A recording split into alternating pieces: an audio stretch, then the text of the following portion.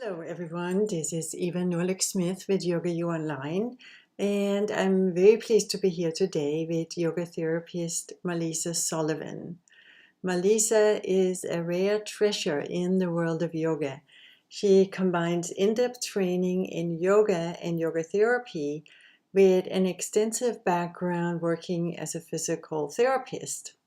And not only that, she has the rare ability to apply this knowledge in a very practical way to our yoga practice. Marlysa is an assistant professor at Maryland University of Integrative Health, where she trains yoga therapists in the Masters in Yoga Therapy program. And she also trains teachers and therapists in her own studio as well, the Center for Integrative Yoga Studies.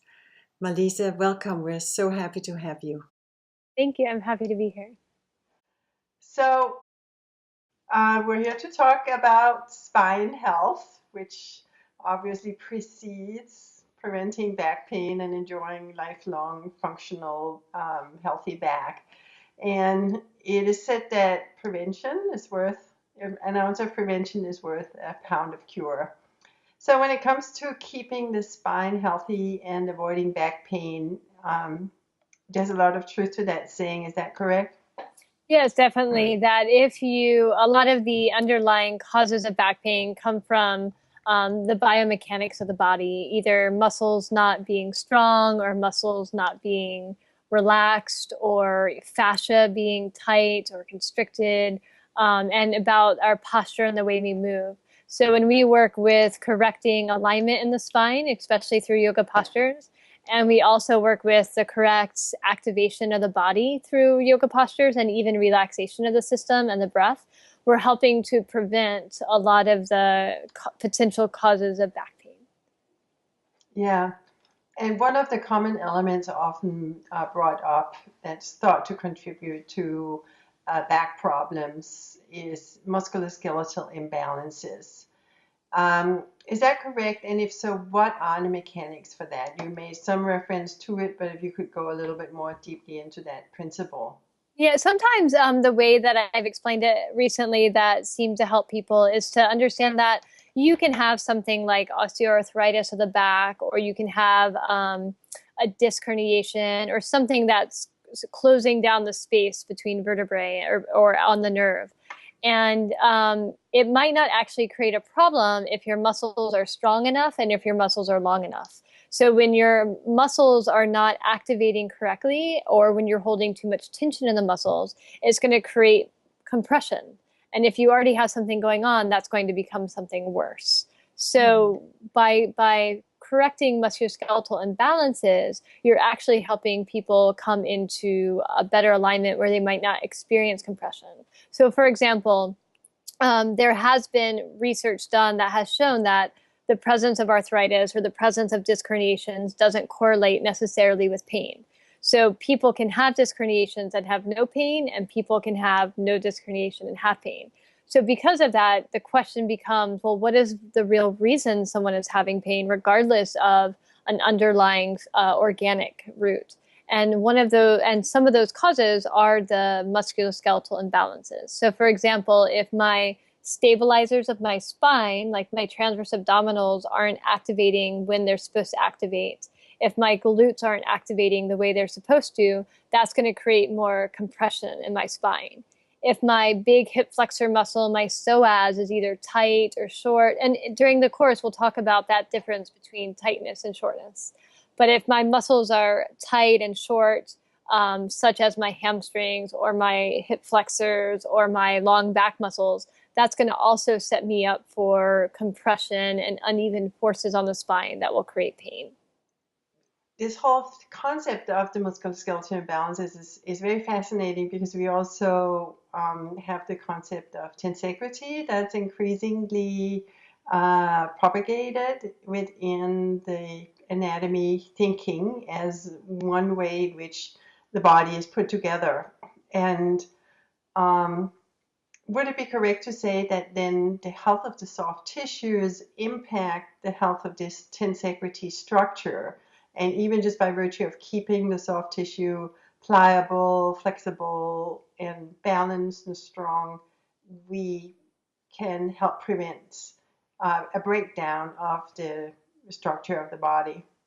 Definitely. And part of like the beauty of how we're built is that we are creatures that are both flexible and strong. So because we have our soft tissues contributing to that structural balance, we're able to move in all of these different directions and be dynamic, moving creatures. So the soft tissue is what allows us to have that resilience to our movement and that dynamism to our movement. Yeah, it's beautiful. In your work, you do go a step further, and you know that when we consider how to keep the spine healthy and in balance, we also need to look at the functions of the breath and the diaphragm. If this is so, what are the mechanics for this? What is your thinking along those lines? Yeah, so it used to be that we thought of creating stability of the spine in a very rigid, static way. So, like you engage the transverse abdominals and you hold that really strong as you move. But over time, that was found to, while it can sometimes work in the short term, and we'll talk about the benefit of that because there's certainly a time and a place for that kind of setting and that kind of engagement. Mm-hmm. In my clinical practice, I found it very helpful. But it after a while, it tends to perpetuate the pain pattern so that it ends up creating this pattern of bracing and freezing against sensation. So in my clinical practice and in the more research that has been done on it, it's been found that that static kind of setting isn't actually the best thing for us. So if we think about, a lot of times the metaphor is used of a container, whereas if you think about like your spine, your torso, you have the diaphragm on the top, like at your rib cage. You have the transverse abdominals on the front and around to the sides, and then you have the pelvic floor on the bottom. So that relationship between the diaphragm and the pelvic floor is incredibly important. If I just set my abdominals really strong and I breathe, my diaphragm can't lower, which actually can create tension and even pain and compression. So being able to work with both static stability and what I call, and I don't know what other people call it, but I call it more dynamic stability. That idea of you can learn how to use that movement of the diaphragm and the pelvic floor as you breathe to actually create stability also. So we'll be in the webinar and in the practice, we're working with both static stability and dynamic stability of using the mechanism of breathing to actually create the stability of our spine. Very interesting. And of course, yoga has, when we talk about the diaphragm and breath, yoga has some very unique techniques to offer in this area. Yeah.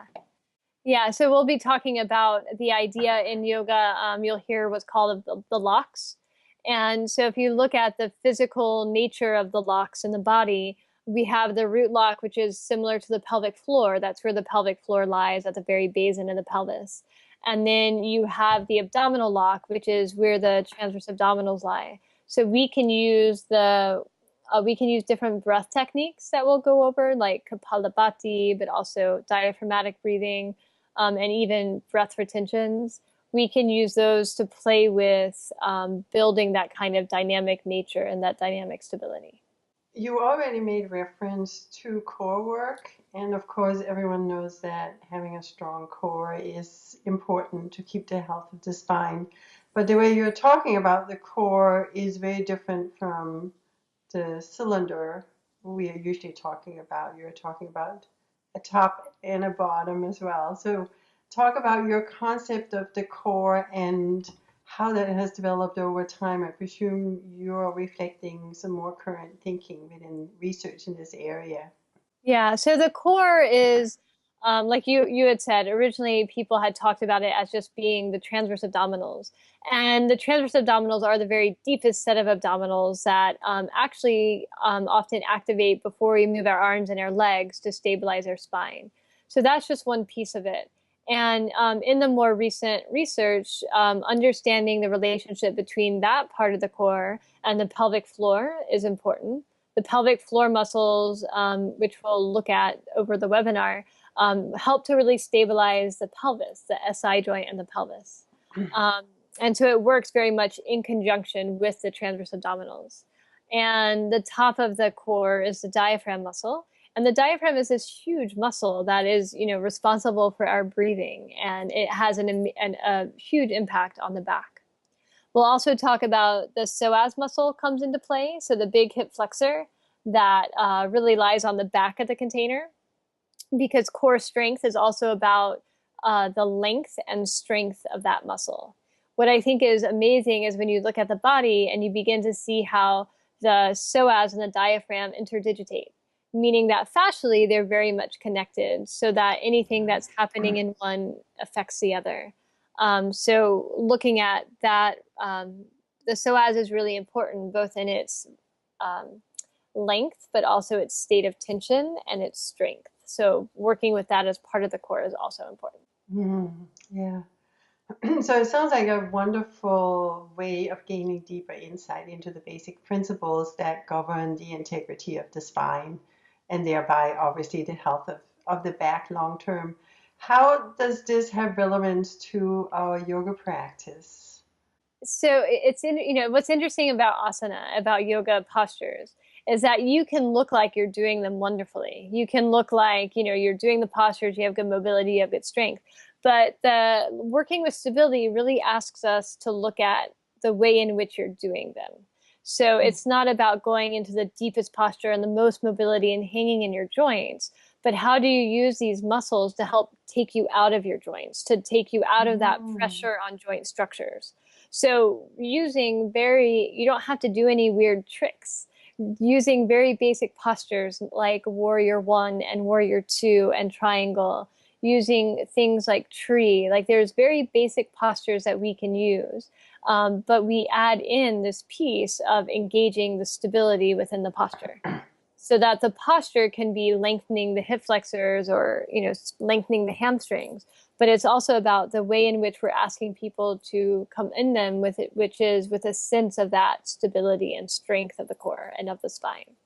That's a beautiful concept.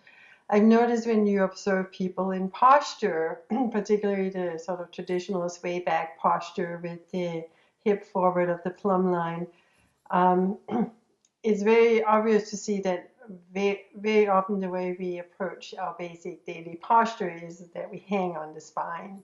Mm-hmm. There's no support with the core muscle. We're just kind of allowing the body to carry, the spine to carry up the body weight. And it's very interesting that you are transferring that concept to yoga postures as well. I never thought of it in terms of yoga, but of course that same principle would apply. Yeah, it's like that idea, how people say that every posture or Tadasana is the basis of every posture, because when we come into that really stable, strong alignment in our body, when we take that into every yoga posture, that then hopefully can translate into taking that into every movement I do in life. So in walking and in bending to pick something up or sitting, that we can begin to translate what we're finding in Tadasana. But what's great about yoga postures is that it's functional movement. So the part of in the world of exercise science and exercise physiology, the idea of functional movement has really gained popularity. In other words, it's great to lay down on the ground and do some abdominal work or to do some glute work, but that strength doesn't necessarily translate into better movement patterns. So what's great about yoga is it is movement patterns. It's lunges with warriors, it's squatting with Utkatasana, it's balance postures with tree. Like, we're using very functional movement patterns. And so if we can utilize that to build stability in our body, that can help translate into real world. I know real world activity. I know, coming from physical therapy, one of the reasons that I liked yoga, and many of the PTs that I've met like yoga, is for that reason. It gave us a lot of ways to work with those more functional movement patterns. It's beautiful. That's beautiful. And I know that you are very much emphasizing the integration of the physical part of our body with the more extended part of our body, what's also sometimes referred to as the Panchamaya Kosha. It's this idea that we are not a physical body. We are layers of different types of body, the mental, emotional body, the wisdom body, the bliss body. So when it comes to core work in your own practice, as you see people develop more core strength, more core integrity, do you also see that reflect then in their mental, emotional makeup? Yeah, thanks for asking that. I have some great, just recent examples of that. One of the one older gentleman I worked with recently, he's getting older, and that idea of how your body changes when you get older, how you begin to lose some strength, and he'd retired, and what was like his purpose in life. He was very much having that feeling of, and like of not having self-efficacy, not having a place to be. And working with these strengthening, stabilizing postures helped him to feel like he could, like it gave him confidence to rejoin some committees and to be on the board of something he used to be on the board of, and to really like take a part in life again. Similarly, when I've worked with people that have trauma, and you begin to work with core work, they begin to get that sense of, oh, I'm in my body. So it takes them from wherever else they are to this like present moment strength of being an embodied creature. And I've had a few people that I've worked with in trauma that it's that strengthening core work that really allows them to that play. I don't want to say allows them to heal, but it plays such an important part in their healing process, as part of their healing process. That's a beautiful point. And it's so wonderful that you're there to experience it in the work that you do. Most of us have experienced something personally along the same lines, but it's a wonderful validation that you see these results and that you're actually working with people and implementing these principles. Yeah, and I think what's beautiful about it is like it's so tangible, like this core type strengthening work. Like another woman that I was thinking about, she had been homeless for a little bit, and it's like working with grounding and stability and stabilizing. It gave her that ground of being and that stability in her life and that focus into the present. And I think sometimes, you know, sometimes we want to get into really fancy things, but really like bringing it back down into the beauty of being an embodied person, an embodied being, and our consciousness and form.